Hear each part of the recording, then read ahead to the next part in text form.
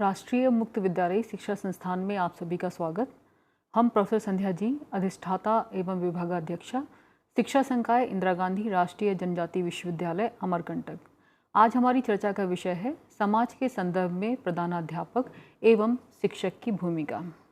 इस चर्चा को हम 3 भागों में विभाजित कर सकते हैं। पहला समाज, दूसरा प्रधानाध्यापक की समाज में भूमिका और तीसरा शिक्षक की भूमिका समाज में। समाज शब्द संस्कृत के 2 शब्दों सम और अज से मिलकर बना है। सम का अर्थ है इकट्ठा व एक साथ, जबकि अज का अर्थ है साथ रहना, अर्थात समाज शब्द का अर्थ हुआ एक साथ रहने वाला समूह। अर्थात समाज को हम दूसरे शब्दों में कह सकते हैं 2 या 2 से अधिक व्यक्तियों का समूह समाज कहलाता है। समाज अपने नागरिकों के लिए विद्यालयों को श्रेष्ठतम संस्था बनाने का प्रयास करता है और उसके इस प्रयास की सफलता उसके शिक्षकों पर निर्भर होती है, क्योंकि अपने विद्यार्थियों का चारित्रिक विकास, व्यक्तिगत अंतरों का निराकरण एवं विकास, प्रभावशाली शिक्षण अधिगम, पाठ्यक्रम विकास एवं संचालन, उचित शिक्षा प्रबंधन, छात्रों के कार्यों का मूल्यांकन, व्यवसाय संबंधी मार्गदर्शन, प्रभावी सामुदायिक संबंध, अन्य साथियों के प्रति सहयोग आदि कार्य शिक्षकों का ही उत्तरदायित्व होता है। यहाँ पर विषय उठता है कि शिक्षक अपनी भूमिका का निर्वाह करते हैं, लेकिन किसके संरक्षण में या किसके नीचे रहकर वो काम करते हैं। अर्थात शिक्षक अपना सही कार्य, अपना उत्तरदायित्व का निर्वहन तभी कर सकता है जबकि उसका लीडर उसको उस दिशा में निर्देशित करे। लीडर से तात्पर्य प्रधानाचार्य। अर्थात यहाँ पर ये कहा सकता है कि शिक्षक और प्रधानाचार्य दोनों मिलकर अपनी एक विशेष भूमिका का निर्वहन समाज के प्रति अपने उत्तरदायित्व को पूरा करने के लिए करते हैं। अब हम बात करेंगे समाज के संदर्भ में प्रधानाध्यापक की भूमिका। प्रधानाध्यापक अंग्रेजी शब्द प्रिंसिपल का हिंदी रूपांतरण है।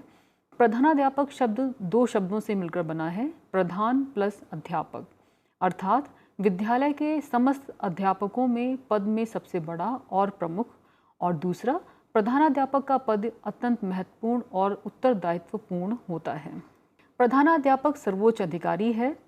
प्रधानाध्यापक सभी क्रियाकलापों का प्रभाव अप्रत्यक्ष रूप से विद्यार्थियों, अध्यापकों व अन्य कर्मचारियों पर भी देखता है। प्रधानाध्यापक योग्यता, सोच एवं प्रशासकीय क्षमता पर ही विद्यालय की प्रगति निर्भर करती है।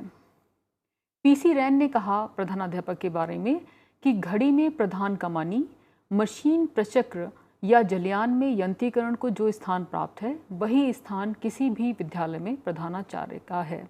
अर्थात प्रधानाचार्य सर्वे सर्वा है किसी भी विद्यालय का, अर्थात प्रधानाचार्य समिति का मुखिया भी है। प्रधानाध्यापक की भूमिका को हम कई भागों में विभाजित करके देख सकते हैं और समझ सकते हैं, जैसे योजना बनाना, व्यवस्थापन करना, प्रत्यक्ष रूप से लोगों के लिए काम करना और नियंत्रण करना। योजना से तात्पर्य है कि प्रधानाध्यापक के लिए निर्णय लेना कि क्या करना है और इसे हमें कैसे करना है, जबकि व्यवस्थापन और संसाधनों को व्यवस्थित कैसे हम करेंगे अपने उद्देश्य की पूर्ति के लिए। प्रत्यक्ष रूप में लोगों के साथ अच्छी तरह से काम कैसे किया जाए और लोगों को अच्छी तरह से काम करने के लिए प्रेरित कैसे किया जाए।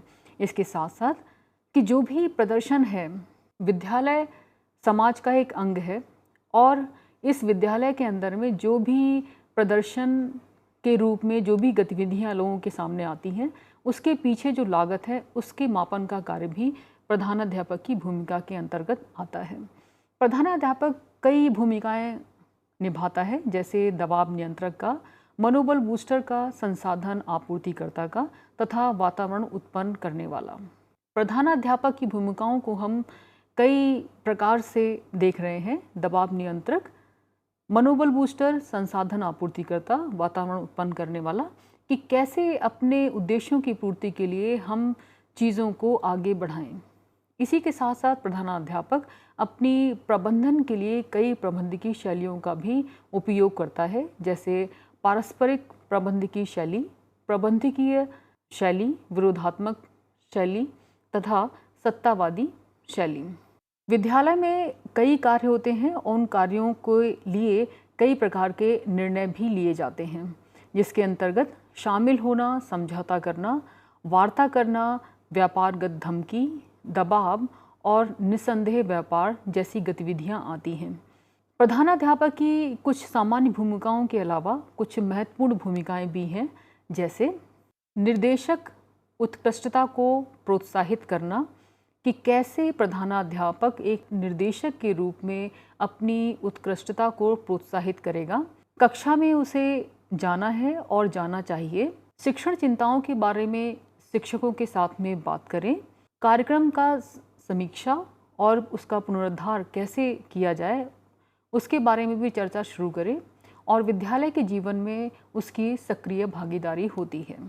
एक प्रधानाध्यापक होने के नाते प्रधानाध्यापक को समय समय पर कक्षा में जाना चाहिए, जिसके आधार पर वो विद्यार्थियों में फैली हुई अराजकता या ऐसा कोई असंतुलन जिसके संतुलन में कोई बाधा पड़ रही है और साथ में विद्यार्थियों को शिक्षण विधि और प्रविधि को लेकर कोई दिक्कत या परेशानी तो नहीं है, इस आधार पर प्रधानाध्यापक ये भी भूमिका निभाता है।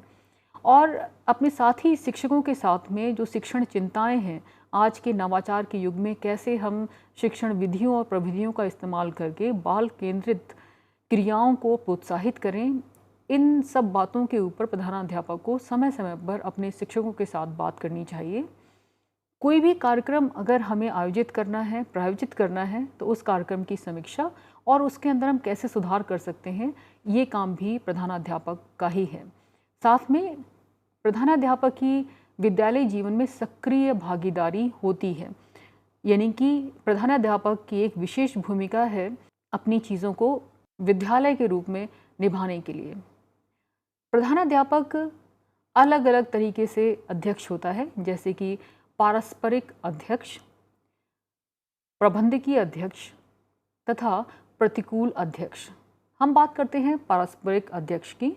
मुख्य रूप से आमने सामने संपर्क पर भरोसा करना और व्यक्तिगत संबंधों और उसके साथ में अपनी भूमिका को पूरा करना। यहाँ पर हमें समझ में आता है कि जो पारस्परिक अध्यक्ष के रूप में प्रधानाध्यापक की भूमिका है, वो विशेषतः व्यक्तियों के बीच में जो संबंध है और उस संबंधों को आगे बढ़ाने में प्रधानाध्यापक की भूमिका क्या होगी, इस कार्य को अगर प्रधानाचार्य करता है तो हम ये कहते हैं कि वो पारस्परिक अध्यक्ष की भूमिका का निर्वहन कर रहा है। प्रबंधकीय अध्यक्ष से तात्पर्य है हम समितियों, ज्ञापन और औपचारिक प्रक्रियाओं के लिए प्रमुख सहारा बने। इसी प्रकार प्रतिकूल अध्यक्ष से तात्पर्य है नियंत्रण बनाए रखने के लिए तर्क और टकराव को पसंद करना। कभी कभी प्रधानाध्यापक को प्रतिकूल अध्यक्ष के रूप में भी सामने आना पड़ता है, जिससे कि वो परिस्थितियों के ऊपर नियंत्रण बनाए रखे और तर्क और टकराव के बीच में एक नया रास्ता निकाले, जो कि विद्यालय की प्रगति के लिए आवश्यक हो। प्रधानाध्यापक के कार्यों को हम कई लक्षणों के रूप में भी देख सकते हैं, जैसे संगठन में दूसरों की ज़रूरतों से पूर्व योजनाओं का अधिग्रहण, एक दूसरे व्यक्ति के साथ आमने सामने मौखिक संपर्क, कार्यों की विविधता। इसी प्रकार इसी क्रम में जैसा कि हम जानते हैं कि प्रधानाध्यापक की संख्या शिक्षकों की तुलना में कम होती है और प्रधानाध्यापक आत्मनिर्भर होता है। छोटी अवधि की कई गतिविधियों को वो आयोजित करता है और बाधाओं के कारण जो भी असंतोष पैदा हो रहा है उसको भी दूर करने का कार्य प्रधानाचार्य करता है। प्रधानाचार्य के कार्यों का लक्षणों को हम और आगे बढ़ा सकते हैं, जैसे कि प्रधानाध्यापक एक साझा भाषा स्थापित करे, चल रहे संचार, अनुसंधान और पेशेवर बातचीत के लिए एक प्रक्रिया, एक अत्यधिक सहभागिता प्रशासन संरचना जिसमें सभी सदस्यों को शामिल किया जाए और परिवर्तन की प्रक्रिया का समर्थन करने के लिए शैक्षिक प्रणाली के महत्वपूर्ण अन्य हिस्सों की भागीदारी शामिल होनी चाहिए। अर्थात प्रधानाध्यापक एक साझा स्थापित करता है और नए अनुसंधान और पेशेवर बातचीत को बढ़ावा देता है और ये सहभागिता प्रशासनिक जो संरचना है उसके अंतर्गत सभी सदस्यों को शामिल करती है। इसके साथ साथ प्रधानाध्यापक टीम बिल्डिंग रणनीति को लेकर आगे चलता है। टीम बिल्डिंग रणनीति से तात्पर्य है कि जो भी बैठकें हो रही हैं उनको प्रधानाचार्य सही से संगठित करे, अर्थात संगठित बैठकों का आयोजन करें, विभाग और संकाय जिम्मेदारियों को साझा करें, नियमित सामाजिक घटनाओं पर चर्चा करें, जानकारी, अनुभव और विशेषज्ञता साझा करने की उसमें इच्छा होनी चाहिए। ऐसा होने से प्रधानाध्यापक अपने विद्यालय में टीम बिल्डिंग को बढ़ावा दे सकता है। विभाग का अस्तित्व और संकाय और कार्यालयों के बीच लोग कैसे अपना कार्य कर रहे हैं जिससे कि विभाग का अस्तित्व बचा रहे और संकाय का जो क्रियाकलाप है वो सुचारू रूप से चल सके। ऐसा करने के लिए प्रधानाध्यापक को टीम बिल्डिंग रणनीति की आवश्यकता होती है। प्रधानाध्यापक की कुछ और भूमिकाएं और जिम्मेदारियां हैं, जैसे एक निर्देशक के रूप में नेतृत्व प्रदान करना, संसाधन बजट आवंटित करना, कर्मचारियों के बीच के सहयोग को प्रोत्साहित करना। इस प्रकार हम समझ पा रहे हैं कि प्रधानाध्यापक एक कुशल नेतृत्व प्रदान करने वाला निर्देशक होना चाहिए, बजट आवंटित करना उसे आना चाहिए और कर्मचारियों के बीच में सहयोग की भावना को वो कैसे प्रोत्साहित करे उसे यह भी जानना आवश्यक है। और ऐसी सभी जिम्मेदारियां प्रधानाध्यापक बखूबी निभाते हैं। इसी प्रकार विद्यालय सुधार के लिए क्षेत्रों की पहचान, स्कूल व्यापी लक्ष्यों को स्थापित करने में मदद करना और माता पिता के साथ सहयोग करना, और इसी क्रम में जनसंपर्क, छात्र व्यवहार का प्रबंधन। यहाँ तक प्रधानाध्यापक की जिम्मेदारियों और भूमिका की बात आती है तो प्रधानाध्यापक का कार्य सिर्फ नेतृत्व करना ही नहीं, बल्कि इस विद्यालय के सुधार के लिए वो कैसे एक अपनी स्ट्रैटेजी या कैसे एक व्यू रचना तैयार करेगा उस बारे में भी प्रधानाचार्य कार्य करता है। और आज के नवाचार के युग में प्रधानाचार्य सिर्फ अपने शिक्षकों तक ही सीमित नहीं होता, बल्कि वो माता पिता के साथ सहयोग करता भी है और वह माता पिता के साथ में सहयोग लेना भी चाहता है। इसी प्रकार आज के बदलते परिदृश्य में जहाँ छात्र व्यवहार कुछ असंतुलित हो रहा है, तो छात्र व्यवहारों का प्रबंधन कैसे किया जाए ये भूमिका भी प्रधानाध्यापक निभाता है।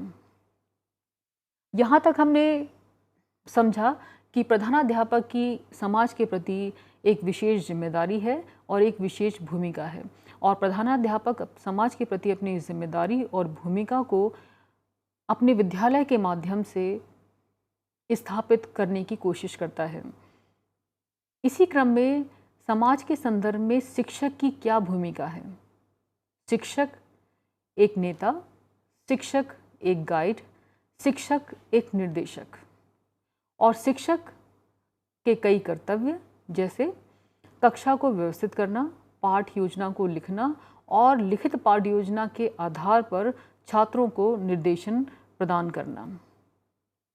इसी प्रकार पाठ्यचर्या विकास और कार्यान्वयन के संदर्भ में अन्य कर्मचारियों के साथ सहयोग और माता पिता के साथ में बातचीत। इसके साथ साथ हमारे शिक्षक कहीं ना कहीं कुछ प्रशासनिक कार्यों में भी व्यस्त रहते हैं। आज का जो बदलता परिदृश्य है उसमें बहुत ज़रूरी बात यह है कि एक शिक्षक होने के नाते हमारा कर्तव्य है कि हम बच्चे को पढ़ाने के साथ साथ उसके माता पिता के साथ भी बातचीत करें और ये जानने का प्रयास करें कि इस बदलते परिदृश्य के अनुसार क्या बालक विद्यार्थी में कुछ ऐसा परिवर्तन तो नहीं आ रहा जिससे कि वह अपनी समस्याओं से सामंजस्य स्थापित नहीं कर पा रहा। इसीलिए यह ज़रूरी है कि शिक्षक अपनी भूमिका, अपने दायित्व को सुचारू रूप से संभाल कर आगे चले और पढ़ाने के साथ साथ वह माता पिता के साथ भी एक बातचीत की प्रक्रिया को जारी रखें। शिक्षक शिक्षा और छात्र के जीवन में भी एक महत्वपूर्ण भूमिका निभाता है। अगर हम शिक्षण की बात करते हैं तो हमें पता लगता है कि शिक्षक, शिक्षा और छात्र ये तीनों मिलकर किसी भी शिक्षण प्रक्रिया को पूरा करते हैं। शिक्षक कौन बन सकता है?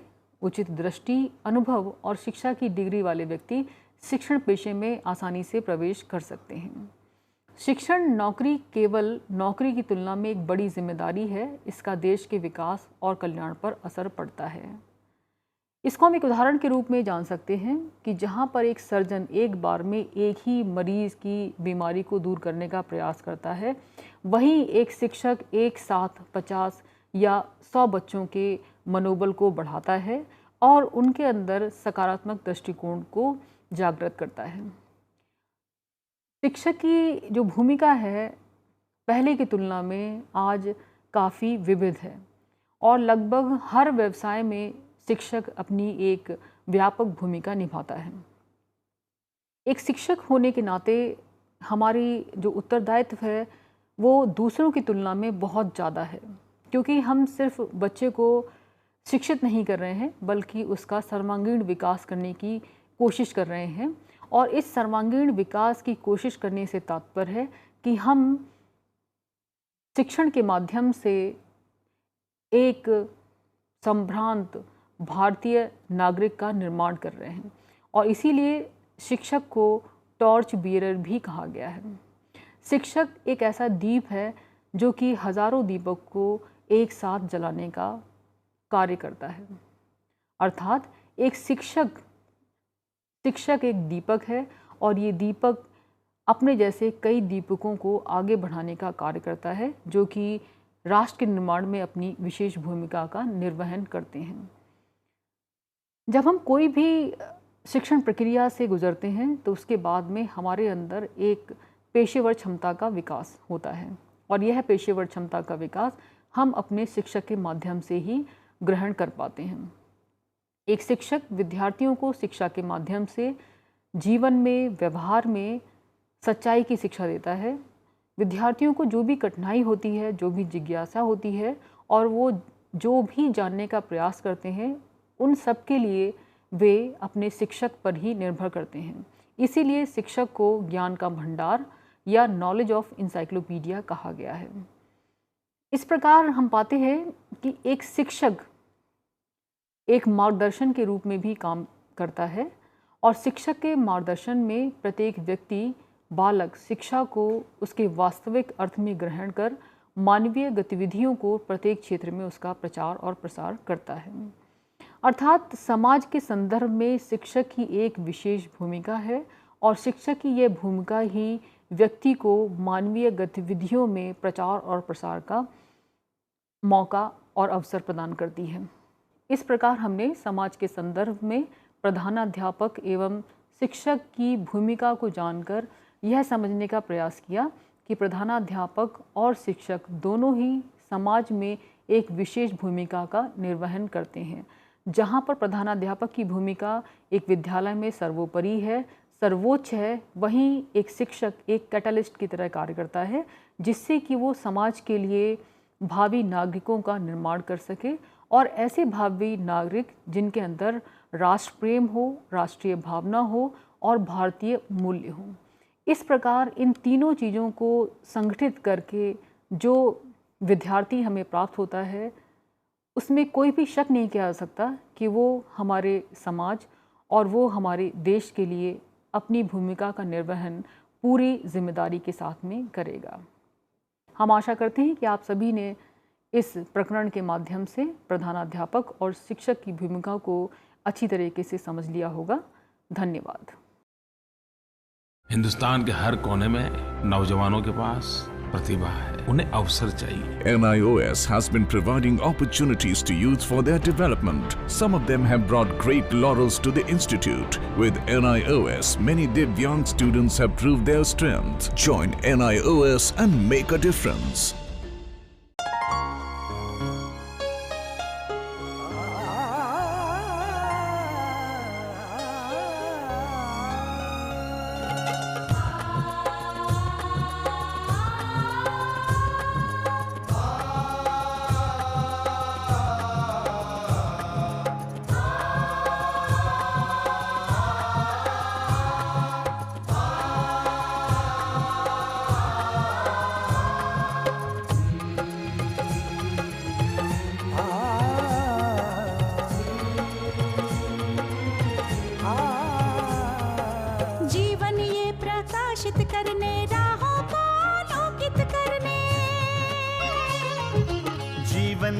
प्रकाशित करने, राहों को आलोकित करने। हम अपना दीपक स्वयं बने, हम अपना रास्ता स्वयं चुने। हम अपना दीपक स्वयं बने, हम अपना रास्ता स्वयं चुने। जीवन ये प्रकाशित करने, राहों को आलोकित करने।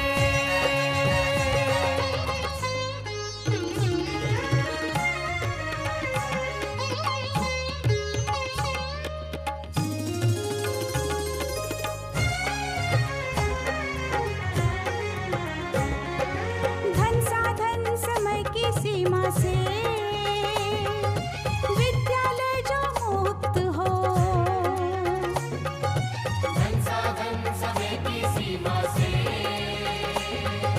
विद्यालय जो मुक्त हो। कभी पढ़े हम कहीं पढ़े, वे विषय की लोच से युक्त हो। कभी पढ़े हम कहीं पढ़े, वे विषय की लोच से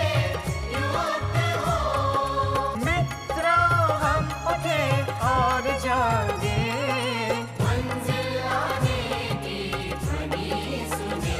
हम अपना दीपक स्वयं बने, हम अपना रास्ता स्वयं चुने। जीवन ये प्रकाशित करने, राहों को आलोकित करने।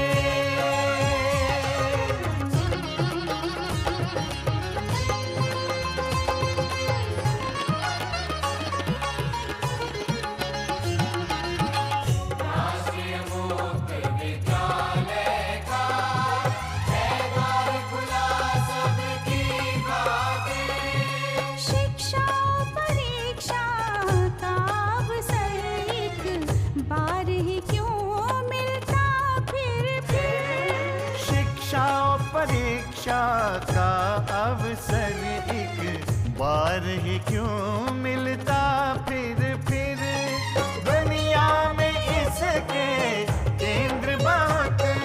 कोई मन चाहा केंद्र चुने, हम अपना दीपक स्वयं बने, हम अपना रास्ता स्वयं चुने।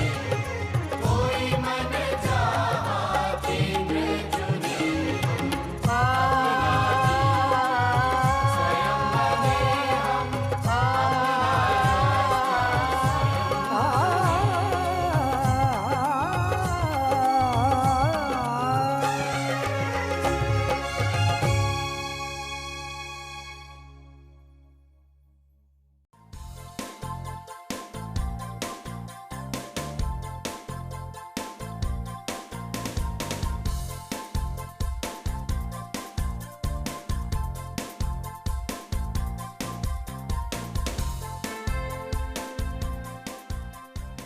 घर बैठे पाएं राष्ट्रीय मुक्त विद्यालय शिक्षा संस्थान यानी NIOS में एडमिशन, वो भी एकदम आसान तरीके से, जिससे शिक्षार्थियों को होगी समय और धन दोनों की बचत। NIOS से शिक्षा कभी भी कहीं भी। शिक्षार्थियों, क्या आप जानते हैं NIOS में एडमिशन लेने का सरल और सुगम तरीका, जिससे शिक्षार्थियों को ऑनलाइन प्रवेश लेने में सहूलियत मिलती है। NIOS में प्रवेश की प्रक्रिया पूर्णतया ऑनलाइन है। शिक्षार्थी घर बैठे इंटरनेट द्वारा प्रवेश के लिए सबसे पहले NIOS की वेबसाइट www.nios.ac.in पर लॉगिन करें। अपना ईमेल आईडी और पासवर्ड डालकर अपना पंजीकरण करें। पंजीकरण के बाद लॉगिन करने पर ऑनलाइन प्रवेश हेतु आवेदन पत्र खुलेगा। आवेदन पत्र को निर्देशानुसार भरें और प्रिंट आउट लें। इस प्रिंट आउट पर अपनी फोटो संलग्न करें। ऑनलाइन प्रवेश के लिए शुल्क हेतु भुगतान के तरीके हैं: क्रेडिट कार्ड के द्वारा, डेबिट कार्ड के द्वारा, राष्ट्रीयकृत बैंक के ड्राफ्ट के माध्यम से जो कि सचिव NIOS नई दिल्ली या नोएडा के पक्ष में देय हो।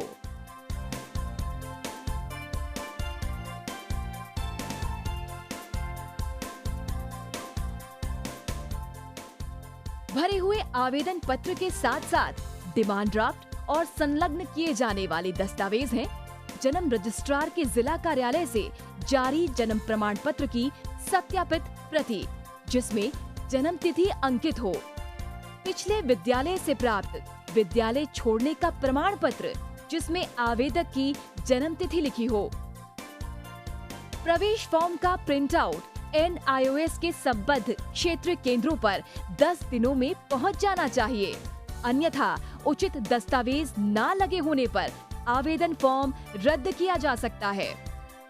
प्रवेश प्रक्रिया की पुष्टि होने के बाद शिक्षार्थियों को परिचय पत्र व अध्ययन सामग्री डाक द्वारा तुरंत पहुंचाई जाती है।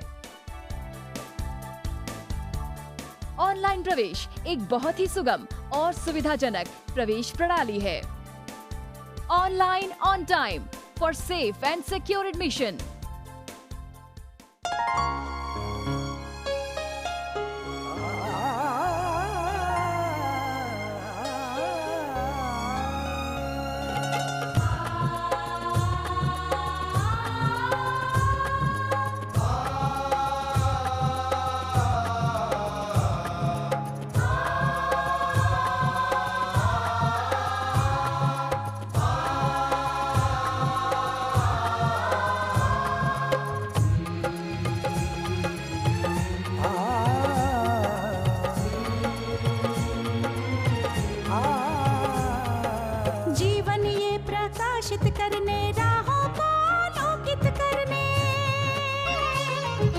जीवन ये प्रकाशित करने, राहों को आलोकित करने, हम अपना दीपक स्वयं बने, हम अपना रास्ता स्वयं चुने। अपना दीपक स्वयं बने, हम अपना रास्ता स्वयं चुने। जीवन ये प्रकाशित करने, राहों को आलोकित करने।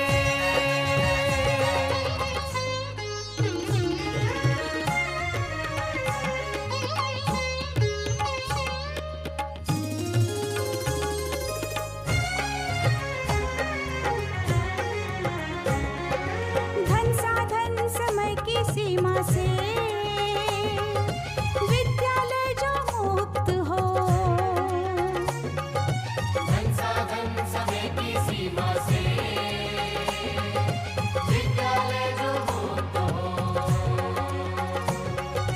कभी पढ़े हम कहीं पढ़े, वे विषय की लोच से युक्त हो। कभी पढ़े हम कहीं पढ़े, वे विषय की लोच से युक्त हो। मित्रों हम उठे और जागे, मंजिल आने की ध्वनि सुने, हम अपना दीपक स्वयं बने, हम अपना रास्ता स्वयं चुने। जीवन ये प्रकाशित करने, राहों को आलोकित करने।